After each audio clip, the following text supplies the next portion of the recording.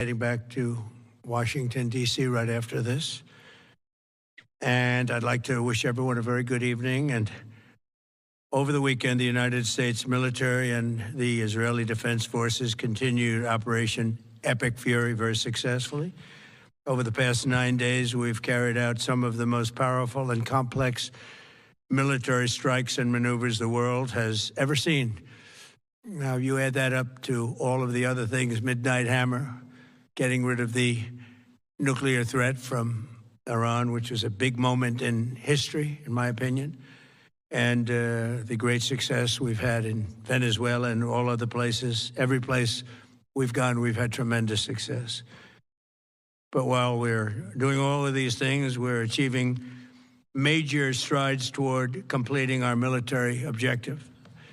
And some people could say they're pretty well complete. We've wiped every single force in Iran out very completely. Most of Iran's naval power has been sunk. It's on the bottom of the sea. It's almost 50 ships. I was just notified it's 51 ships. I didn't know they had that many. Didn't last very long. And these are fighting vessels. They're meant to fight, but they're not meant to fight against us. We continue to target Iran's drone and missile capabilities. Their drones are way down. Their drone manufacturing's been hit starting today. We know all of the places they manufacture the drones, and they're being hit one after another. Their missile capability is down to about 10%, maybe less. We're also hitting where they make missiles and where they deliver missiles. We've struck over 5,000 targets to date, some of them very major targets, and we've left some of the most important targets for later in case we need to do it.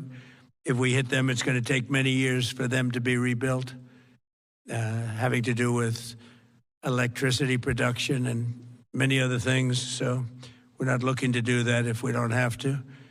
But they're the kind of things that are very easy to hit, but very devastating if they are hit. We are waiting to see what happens before we hit them. We could take them all out in one day, but it's all resulting in a 90% decline in various things, but in particular, Iranian missile launchers and 83% drop in drone launchers. As you know, the drone launchers are pretty well shot, but we're at over 90% decline in the Iranian missile launchers, which is very hard to reproduce and very hard to get. And usually what we were able to do through great equipment, a lot of smart people, as soon as they sent a missile up from a launcher, we were able to knock out that launcher within a period of 5 minutes or less, accurately right on the noggin.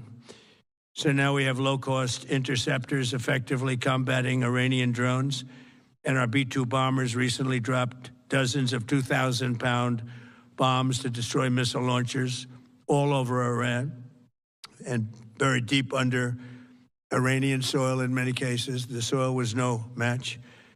And we're also annihilating the manufacturing base that the regime uses to build drones and missiles at a rate that nobody thought was possible. We're knocking them out. We know where they all are. We're knocking them out very quickly. We're ahead of our initial timeline by a lot. I would say that we probably would not have thought after a month we'd be here. In addition to the fact